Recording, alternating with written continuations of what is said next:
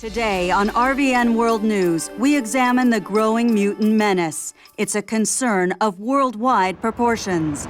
This scene took place in Russia 2 weeks ago as a young mutant stood in defiance of the military. And in the Far East, the authorities attempted to quell an uprising at a mutant camp, but they had little success. Right before I started playing the first Marvel Ultimate Alliance, I discovered that it's the successor to the X-Men Legends games. They're from the same developer and share a similar gameplay style, and since I really enjoyed the Alliance games, I figured I should check out Legends. Developed by Raven Software and published by Activision, X-Men Legends was released for GameCube, PlayStation 2, and Xbox in September 2004. It was also ported to the N-Gage by Barking Lizards Technologies in 2005. For this review, I played the Xbox version. This review will contain some spoilers, so if you're sensitive to spoilers, now is the time to stop watching. You have been warned.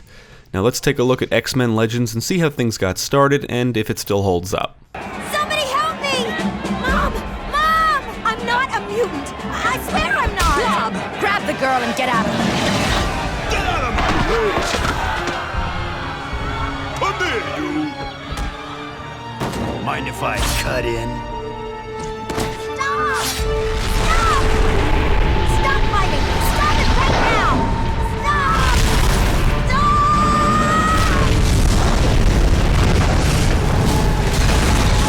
The story opens with Allison Crestmere being abducted by the Brotherhood of Mutants upon discovering her powers. She is rescued by the X-Men and brought to the Xavier Institute to train, eventually taking the codename Magma. The Brotherhood proceeds to free Magneto from his prison, and the X-Men discover that General Kincaid is building Sentinels to hunt mutants. It took me a little bit to get into the plot because it seems to bounce from one thing to another, but it all comes together towards the end. The writing is okay, and is accompanied by some decent voice acting. The voice cast includes some notable talent like Steve Bloom, D. Bradley Baker, John DiMaggio, and Patrick Stewart reprises his role as Professor Xavier.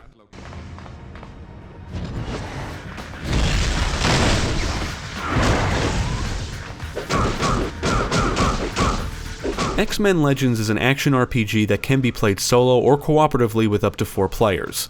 Throughout most of the game, you'll get to control a team of 4 X-Men, and can switch between them freely if playing solo. They can all move around, jump, grab and throw enemies and objects, perform light and heavy attacks, and chain attacks together to perform special attacks.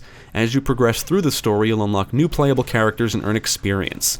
When a character earns enough, they level up, which allows you to put points into their stats, powers, and even unlock special abilities, making them more powerful. Each hero can unleash 3 powers that drain through energy, which will regenerate over time. Their 4th power is an extreme power, and these are simply super powerful and consume extreme icons that are filled by collecting extreme tokens. I require assistance. The combat has its ups and downs, but overall I like it. For one thing, every strike feels impactful and each upgrade feels like it makes a difference. You can launch enemies, send them flying, and the visual effects accompanying the impacts make the combat satisfying.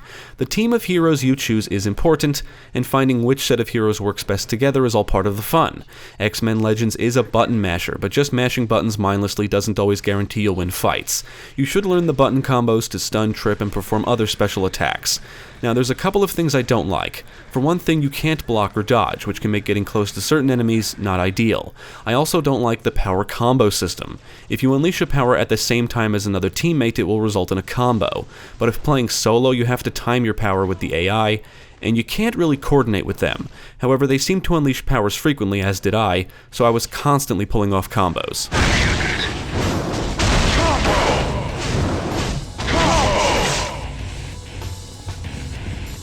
The in-game currency is tech bits, and you'll need them to buy things and revive any fallen team members. You can swap out characters at extraction points, which can be found throughout the environments. This is also where you can save your game, access the forge, and visit the healer and danger room. Defeating enemies and destroying things in the environments will often reveal pickups, like health and energy packs, tech bits, extreme tokens, and gear.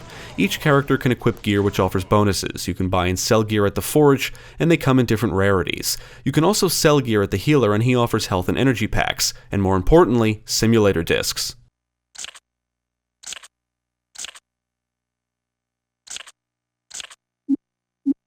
Now, luckily, your roster seems to level up with you, so even if you haven't used a character in a while, they will have points that can be distributed the next time you select them. There are hidden items scattered throughout the environments, and I would advise anyone to explore every nook and cranny for comic books and simulator discs. The comic books add permanent stat bonuses to the X-Men, and the simulator discs unlock challenges in the Danger Room. The Danger Room is where you can grind for experience, and I would recommend doing so, because it will make things much easier. You can repeat any unlocked challenge as many times as you want. Unfortunately, you cannot replay previous missions, so if you miss a disc, you have to visit the healer and buy them from him. Of course, you'll have to wait until they become available first. The worst part is that the Danger Room challenges are split up into different tiers, and each tier has a challenge you must complete to unlock the next tier.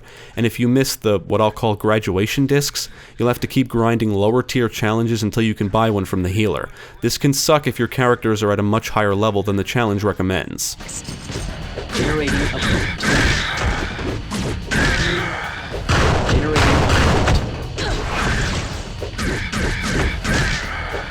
X-Men, I need help generating right now. opponent. As mentioned earlier, the team of characters you select can be important, but the gameplay remains accessible so you can bring your favorite X-Men and still progress even if there's a better combination. The game does encourage you to swap out characters often. One reason the characters you select is important is because many enemies have resistances to certain types of attacks, so having a well-rounded team is beneficial. Another reason is that there are often objectives and obstacles that can only be completed and overcome by certain characters. What does get annoying is missions with spaced-out extraction points. I would sometimes come across obstacles I didn't have the appropriate character for. Now, there's often more than one way to get around an obstacle, but if you want to overcome it, you'll need a specific character, so I would trek through previous areas just to get to the last extraction point, only to find out later that if I kept going, there was one just ahead. But since I never played this before, I had no way of knowing that. I didn't want to progress and risk all my team members falling, forcing me to load a previous save and have to fight my way through lengthy sections again, which I had to do on more than one occasion in the beginning, so I figured hiking all the way back was usually a safer option. Missions often take place in locations split up into multiple areas by load points, and I think it would have been better if an extraction point was located in each area. I like to save often, and it would make navigating around certain areas a little easier. Right here. For me, there's nothing worse than defeating a ton of enemies, leveling up a bunch of characters, distributing points into different stats and powers, finding special pickups, only to get annihilated before reaching the next save point, and then have to do it all over again. Shit like that can happen here, and it drives me up a fucking wall. On the plus side, the difficulty overall felt pretty fair, with bosses making up the most difficult battles. I felt the game was more challenging in the beginning than towards the end, although your mileage may vary. I would grind in the Danger Room every so often, so I typically didn't have too much trouble getting through missions, minus some select encounters. If you just try to rush through everything, I think the game will be more challenging. Need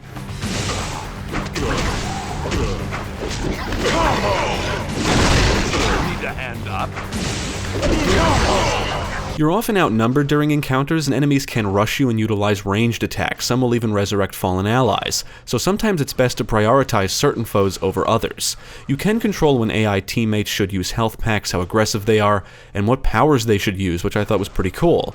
AI teammates will attack enemies and consume health packs on their own, so you should keep your eye on how many you have. They drop fairly frequently, and it's always good to have plenty on hand for any tough encounters. The AI would sometimes fall off ledges to their what I'll call death, which can be frustrating, and they can also get in your way a lot. AI team members will often crowd together and block doorways, which can get really annoying after a while.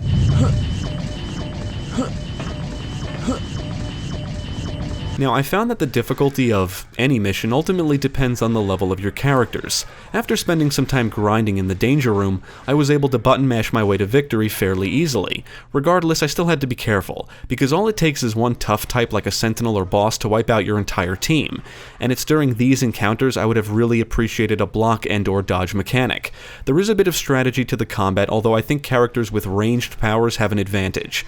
Choosing the right team members, knowing when to attack, and what the enemies are capable of are all important, but you can easily exploit certain powers to get through tough encounters, like Storm's Lightning Strike and Cyclops' Optic Beam, for example, and because these are ranged attacks, you're able to keep your distance, making them quite useful against almost any threat. Plus, energy packs drop frequently, so even when I did spam powers and drain through all my energy, I always had plenty of energy packs to keep going.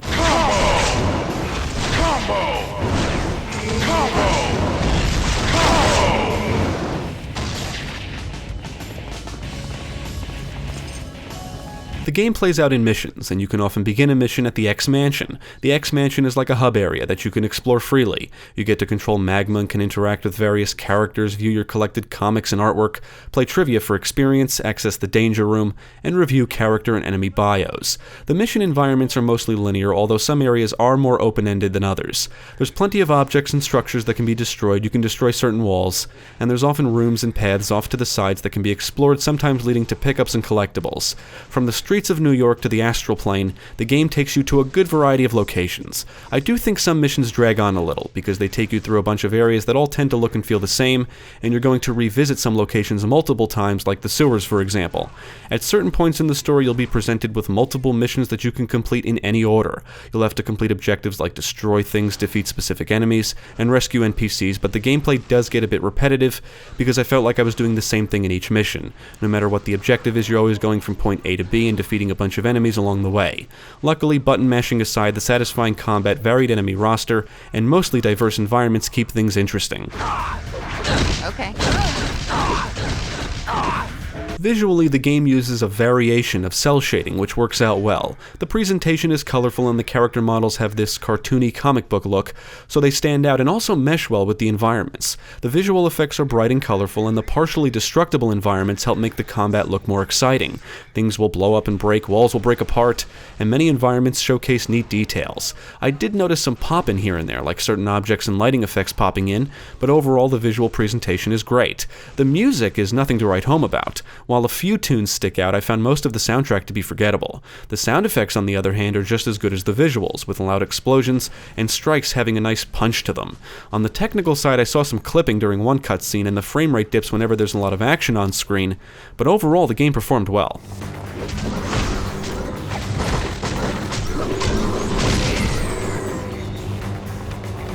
I enjoyed my time with X-Men Legends. Now, I played this after playing through the Marvel Ultimate Alliance games, which share a similar gameplay style, and in my opinion improve on some things.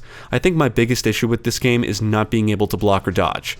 However, I was impressed with the satisfying combat, accessibility, and the strategic elements. It's often a repetitive button masher, but each character upgrade feels like it makes a difference, each strike landed feels impactful, and unleashing powers to decimate foes is a lot of fun, and listening to the guy shout combo when you pull one off is just the icing on the cake. I think certain danger room challenges should be unlocked from the get-go across all tiers, because if you miss specific simulator discs, that may screw you over until you can afford to buy them whenever the healer has them. I also think the game should allow you to replay missions, especially considering it basically encourages grinding, and at least this way you could find any items you missed.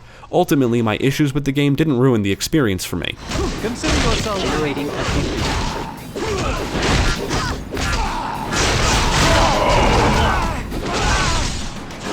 generating a I ain't doing so good here.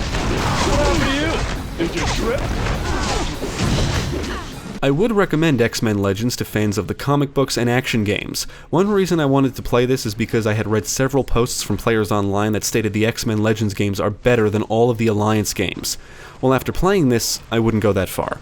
So far, I think the first Ultimate Alliance is the best, but I have yet to play X-Men Legends 2, so that could change. One great thing about all these games, including X-Men Legends, is you don't even need to be familiar with the source material to enjoy them. Although, like the others, X-Men Legends features plenty of fan service, so you'll probably get a lot more out of it if you're familiar with the comics. Ultimately, X-Men Legends is a great action game that can be played solo or with friends. Definitely check it out. Freeze, mutie! Hey, bub, you should have called in sick today. Thank you for watching. If you enjoyed this video, check out the rest of our channel, follow us at the links below, and you can also support us on Patreon. If you're interested in more gaming content, check out our friends over at Gamecast.